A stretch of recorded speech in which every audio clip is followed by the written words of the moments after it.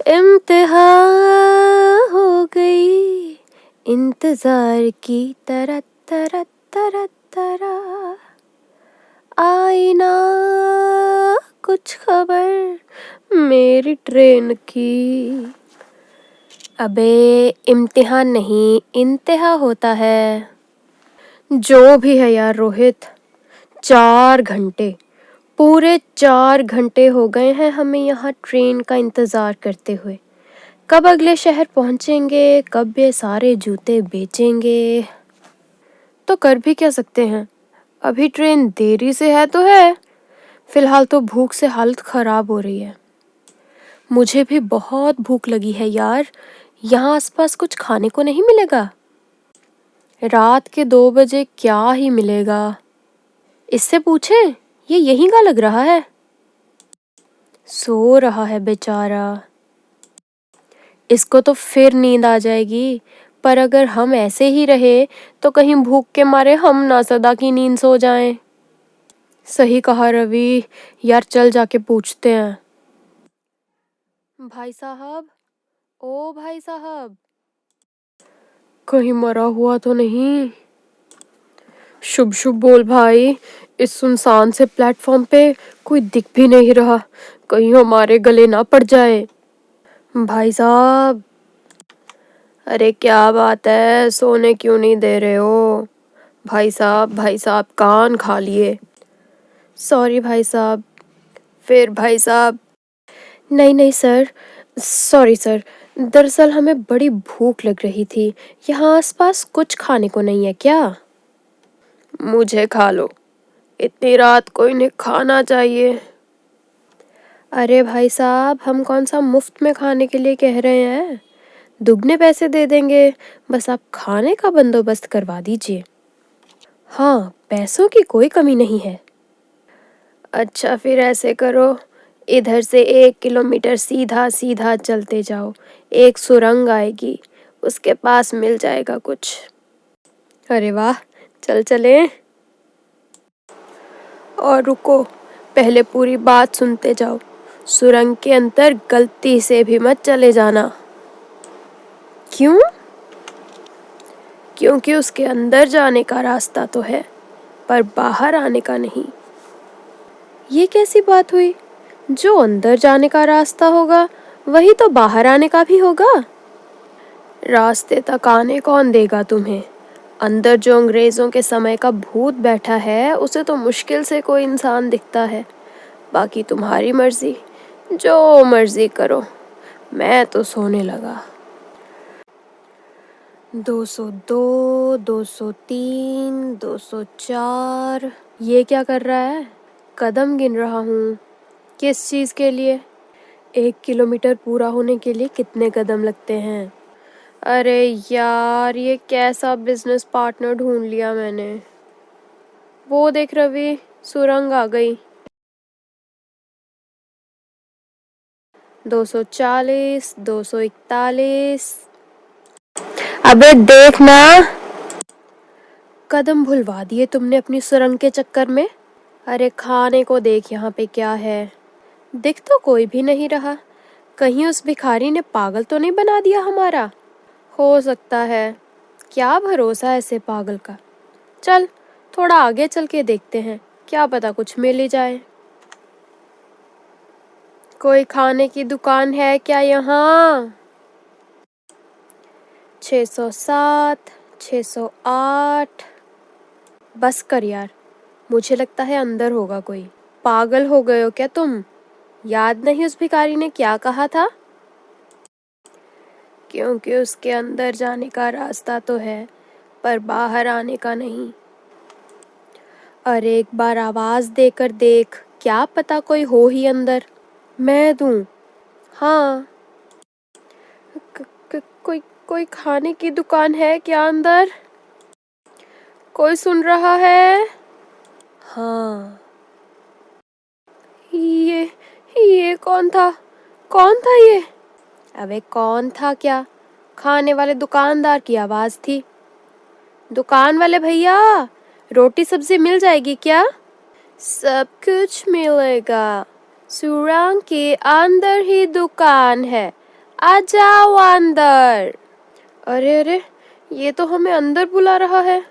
तो जहाँ दुकान है वहीं बुलाएगा ना मूर्ख। पर पर वो भिखारी ने जो जो भूत के बारे में बताया था वो। अरे तू घबरा मत यार, मैं हूं ना तेरे साथ। चल अंदर चले। आ जाओ यहाँ, बहुत अच्छे पकवान है खाने के लिए, वो भी मुफ्त में। अरे क्या बात है, फ्री में सब कुछ खाने के लिए। चल यार रवि। रोहित भाई, तुम्हें जाना है जाओ, मैं नहीं जाऊंगा। ठीक है, मैं चला, तू मर भूखा। अरे ये तो चला गया, मैं क्या करूं अभी। अगर अंदर गया तो शायद भूत मुझे मार दे, पर अगर कुछ ना खाया तो जरूर मैं ऐसे ही मर जाऊंगा। रुको, मैं भी आ रहा हूँ। कोई दिख तो रहा नहीं। भाई साहब, आपकी दुकान कहाँ है? सीधा सीधा चले आओ, आगे बहुत अंधेरा है। कोई बात नहीं, चलते आओ। अभी और कितना सीधा चलना है? जब तक कुछ खाने को दिखाई नहीं देता। इस अंधेरे में क्या खाक दिखाई देगा? ये ये क्या है? पता नहीं। मैंने तुझे कहा था ना, मत आ इस सुरंग में, पर नहीं, तू नहीं माना। ये भूत है क्या? धत तेरी की, ये तो बिल्ली थी। तू डरपोक बेफालतू में घबरा रहा था।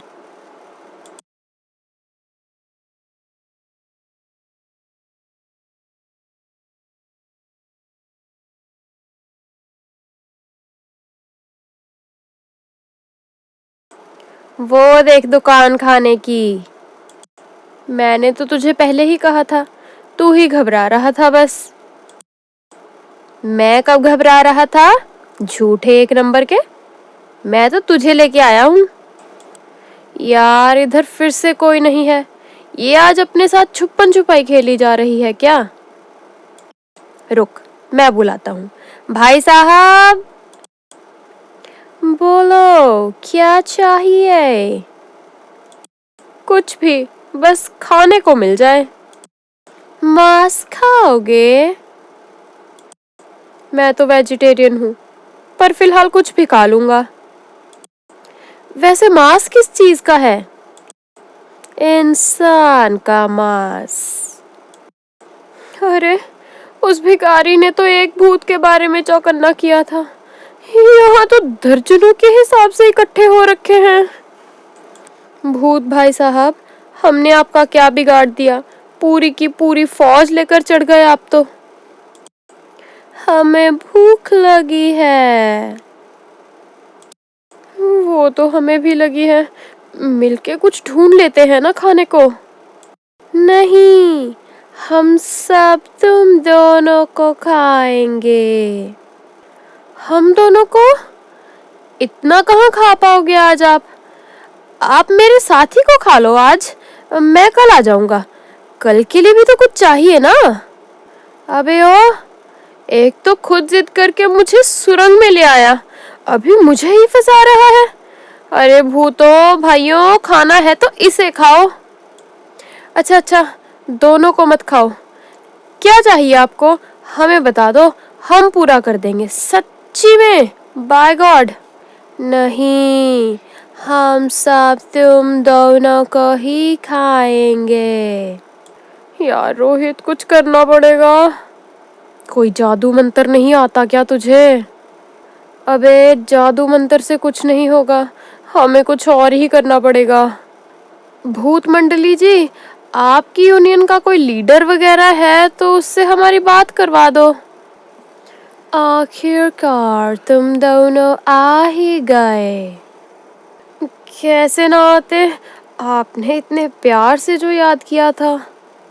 मेरे साथ मजाक नहीं। सॉरी सॉरी भूत जी, मजाक नहीं था। ये बोलता ही ऐसे है। दरअसल भूत जी, हम दोनों बिन माँ बाप के बच्चे हैं और आगे हमारे भी दो दो बच्चे हैं। मेरे तो 6 हैं। वही, अगर आप हमें खा गए तो वो बेचारे कहाँ जाएंगे, क्या खाएंगे? मेरे बेचारे भूखे छोटे छोटे बच्चे। अबे ज्यादा ओवर एक्टिंग मत कर। Okay okay. भूत जी अब आप बताइए वो कहाँ जाएंगे? बेचारे बच्चे। सरलॉट घोस्ट। ओए, ड्रामा मत करो। चलो चलो, अटैक। ओ ये क्या? ये तो वही प्लेटफॉर्म वाला भिखारी है। अच्छा, तो ये है सारा माजरा। अरे रवि, तुम्हें क्या हुआ? ये तो मर गया। भूतो, तुमने मेरा दोस्त मार दिया। ऐसे कैसे मर गया तुम्हारा दोस्त? हमने तो अभी तक कुछ कहा भी नहीं। तुमने उसे डराया ही इतना कि वो हार्ट अटैक से ही मर गया।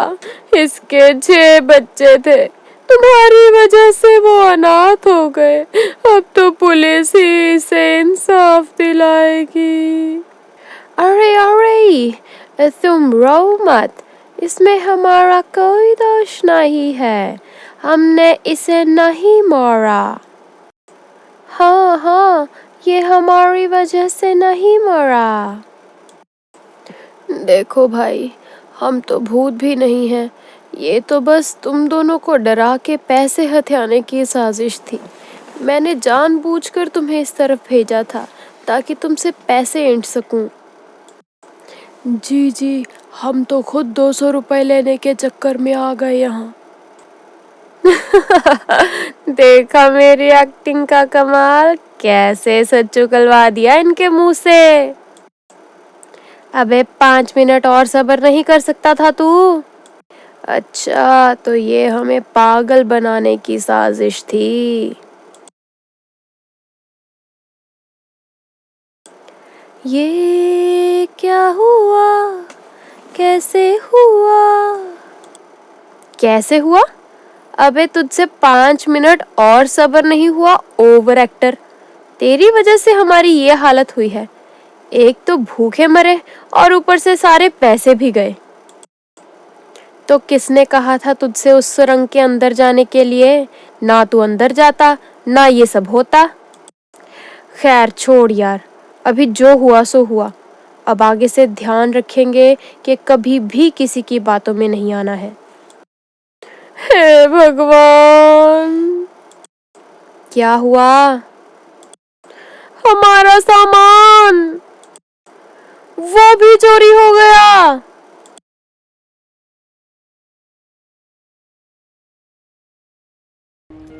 बंदर और मगरमच्छ की कहानी। एक बार की बात है, एक जंगल में नदी के किनारे एक पेड़ पर एक बंदर रहता था। वो सारा दिन पेड़ पर लगे मीठे मीठे जामुन खाता और खुशी खुशी अपना दिन गुजारता था। वहीं उस नदी में एक मगरमच्छ अपनी पत्नी के साथ रहता था। वह अपनी पत्नी से बहुत प्यार करता और उसकी हर ख्वाहिश बिना किसी सवाल के पूरी करता था। एक बार मगरमच्छ धूप सेकने के लिए पानी से बाहर निकला और उसी पेड़ के नीचे जाकर आराम करने लगा जहाँ पर बंदर रहता था। बंदर वहाँ बैठा मीठे जामुन खा रहा था। तभी उसने अचानक देखा कि नीचे मगरमच्छ बैठा आराम कर रहा है और वह मगरमच्छ पर गुठलियाँ फेंकने लगा। मगरमच्छ की आंख खुली और गुस्से से बोलने लगा, तुम्हें दिखता नहीं है, मैं यहाँ पर आराम कर रहा हूँ और तुम मुझे चैन की सांस तक नहीं लेने दे रहे हो। बंदर को बहुत बुरा लगा। उसने दोनों कान पकड़े और बोला, मुझे माफ करना मगरमच्छ, मैं यहाँ बहुत अकेला रहता हूँ। इसी वजह से अगर मुझे कोई जानवर दिखता है तो उसके साथ मस्ती करने लगता हूँ। मैं माफी के लिए तुम्हें ये जामुन भेंट करना चाहता हूँ। क्या तुम खाना चाहोगे? जामुन देखकर मगरमच्छ के मुंह में पानी आ गया और उसने जामुन खाने की इच्छा जाहिर की।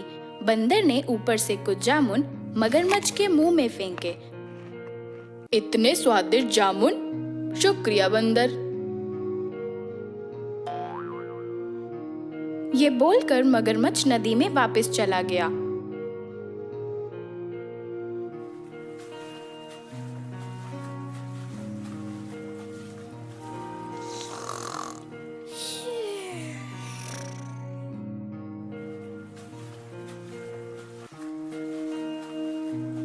अगले दिन मगरमच्छ फिर से बंदर के पास जामुन खाने के लिए आया। बंदर ने उसे वे मीठे जामुन खाने को दिए। ऐसे ही देखते देखते उनमें काफी अच्छी दोस्ती हो गई। मगरमच्छ, क्या तुम भी यहाँ अकेले रहते हो? नहीं नहीं दोस्त, मैं तो अपनी पत्नी के साथ रहता हूँ। अरे तो तुम ऐसा करो कि आज भाभी के लिए भी कुछ जामुन ले जाओ। नहीं नहीं बंदर, तुम बेवजह तंग होगे। अरे तंग की क्या बात है मेरे दोस्त, तुम आज भाभी के लिए कुछ जामुन ले जाओ। मगरमच्छ जल्दी से वे जामुन लेकर घर चला गया और उसने वे जामुन जाकर अपनी पत्नी को दे दिए।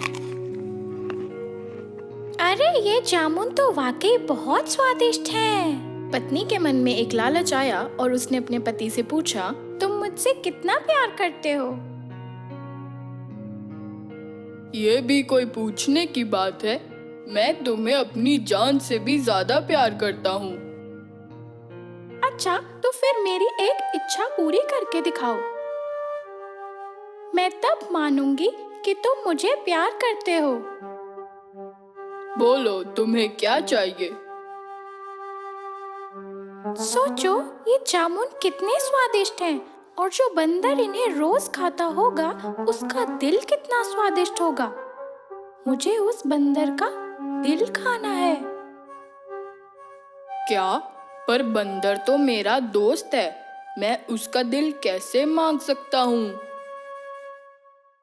मुझे मालूम था कि तुम मुझे बिल्कुल प्यार नहीं करते, पर जब तक मैं उसका दिल नहीं खा लेती, मैं तब तक ना ही कुछ खाऊंगी और ना ही कुछ पीऊंगी। मगरमच्छ बड़ी दुविधा में फंस गया। तभी उसे एक तरकीब सूझी और वे अपनी पत्नी की बात मानकर बंदर के पास चला गया। मेरे दोस्त बंदर, मेरी पत्नी को तुम्हारे दिए फल बेहद पसंद आए। वे तुम्हें हमारे घर खाने पर बुलाना चाहती है। बंदर ये सुनकर बहुत खुश हुआ और बोला, मुझे तुम्हारे घर आकर बहुत खुशी होगी, पर मुझे तो तैरना ही नहीं आता, तो मैं कैसे जाऊंगा?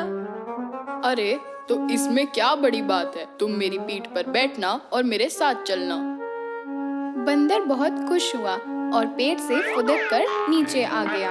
वह मगरमच्छ की पीठ पर बैठा और चला गया।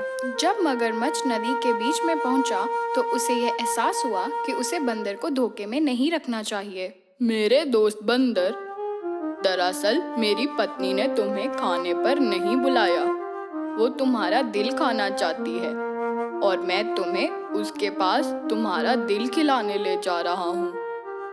बंदर ये सुनकर काफी डर गया। उसने समझदारी से काम लिया और बोला, अरे दोस्त, मुझे अपना दिल तुम्हें भेंट कर कर बहुत खुशी होगी, परंतु मेरा दिल तो पेड़ पर ही रखा है। हमें मेरा दिल लेने के लिए वापस जाना होगा। मगरमच्छ बंदर को उसके घर वापस ले गया।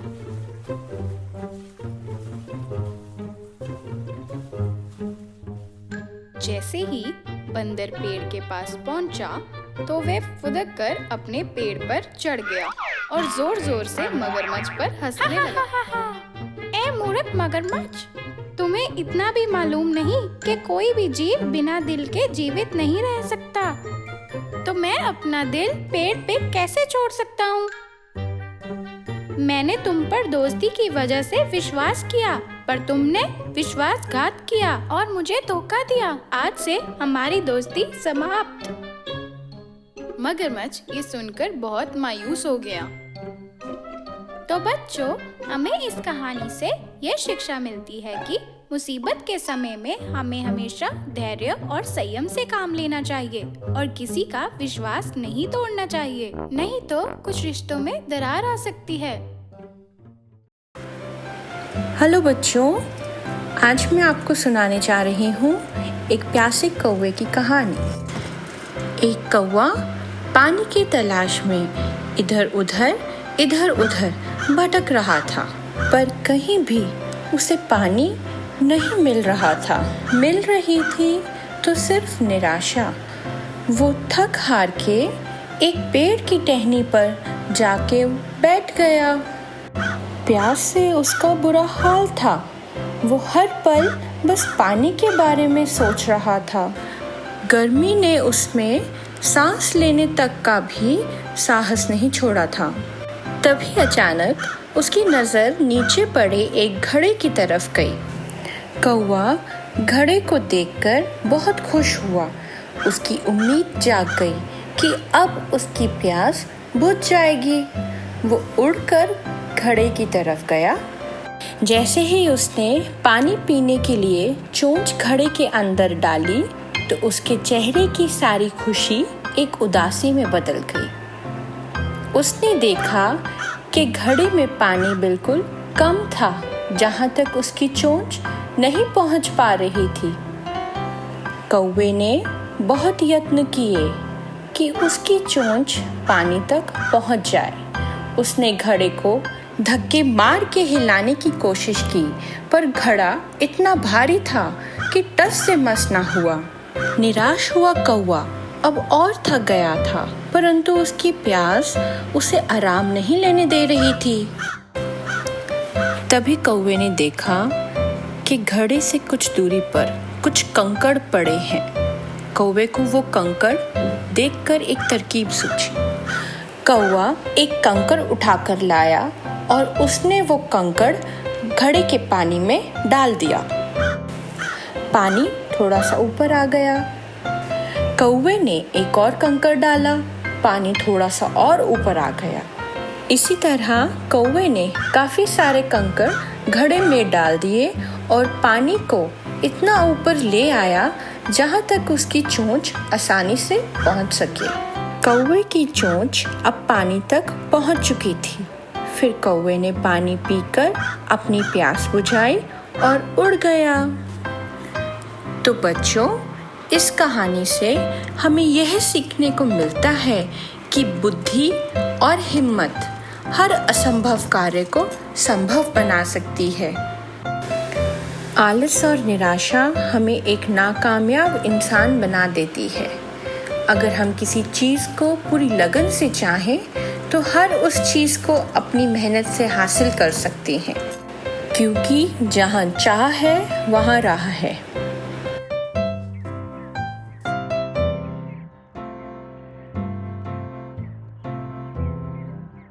हेलो बच्चों, आज हम आपको सुनाने जा रहे हैं एक बहादुर चूहे की कहानी जिसने एक शेर राजा को बचाया। एक बार की बात है, एक जंगल में एक शेर राजा सिम्बा रहता था। राजा सिम्बा बहुत ताकतवर पर दिल का बहुत दयालु था। पर उसे एक चीज बहुत प्यारी थी, वो थी उसकी नींद। और अगर कोई उसे सोते हुए तंग करता तो राजा सिम्बा उसका बहुत बुरा हाल करता था। एक बार ऐसे ही राजा सिम्बा एक पेड़ के नीचे घोड़े बेचकर सो रहा था और उसी पेड़ की जड़ में एक छुटकू चूहा रहता था। छुटकू चूहा बहुत शरारती था। छुटकू टहलने के लिए अपने बिल से बाहर निकला और उसने देखा कि वहाँ राजा सिम्बा सो रहा है। छुटकू चूहा राजा को देखकर बहुत चौंक गया। अरे ये तो राजा सिम्बा है, वो भी मेरे घर के बिल्कुल पास। ये मौका पता नहीं दोबारा कब मिले। जब तक राजा सो रहे हैं मैं इनके साथ खेल लेता हूँ। छुटकू चूहा राजा सिम्बा के साथ खेलने लग गया। वो उसकी पीठ पे नाचता रहा और सिर से लेकर पूंछ तक भागने लगा। जब उसने सिम्बा राजा के लंबे घने बाल देखे तो उसका मन राजा के बालों से खेलने का हुआ। अरे इतने घने और सुंदर बाल, वो भी राजा सिम्बा के। इनसे खेलने में तो बहुत मजा आएगा। और छुटकू चूहा राजा सिम्बा के बालों से खेलने लग गया। जब उसने राजा के बालों को जोर से खींचा तो राजा सिम्बा की नींद खुल गई और राजा को बहुत गुस्सा आया। राजा सिम्बा को गुस्से में देख छुटकू चूहा वहां से भागने लगा, पर राजा सिम्बा ने उसे अपने पंजे में पकड़ लिया और छुटकू डर के मारे रोने लगा। तुम्हें दिखाई नहीं देता मूर्ख चूहे कि मैं आराम से सो रहा हूँ? अब तुम्हें इसकी सजा मिलेगी। छुटकू चूहा डर के मारे कांपने लगा और बोला, मुझे माफ कर दीजिए राजा सिम्बा, मैं तो केवल आपके साथ खेलने आया था। आप तो इतने दयालु हैं और मुझ जैसे छोटे से चूहे को खाकर आपका पेट भी नहीं भरेगा।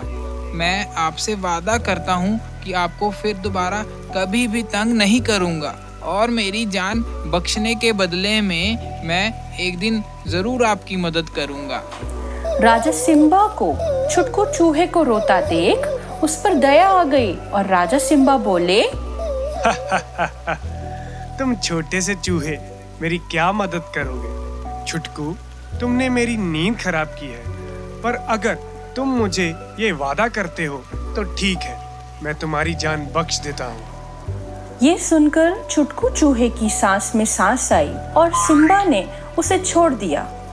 कुछ दिनों बाद राजा सिम्बा छुटकू चूहे के घर के पास की एक नदी के किनारे पानी पीने आया, जहाँ पर कुछ शिकारियों ने जाल बिछाया हुआ था। जैसे ही राजा पानी पीने लगा तो शिकारियों ने राजा को जाल में फंसा दिया और राजा जोर जोर से दहाड़ने लगा।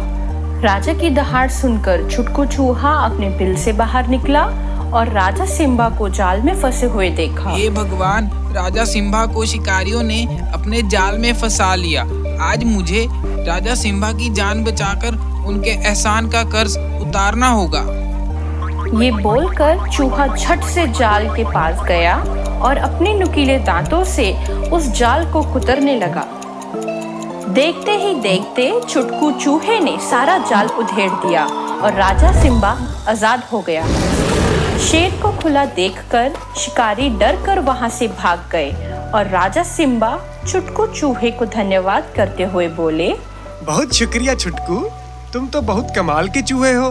तुमने आज इस जंगल को तबाह होने से बचा लिया। तुमने आज ये साबित कर दिया कि आकार से किसी भी चीज की शक्ति को नहीं आंका जाता और अब से तुम जब चाहो मेरे साथ खेल सकते हो। ये सुनकर छुटकू चूहा बहुत खुश हुआ और राजा के ऊपर चढ़कर फिर से खेलने लग गया।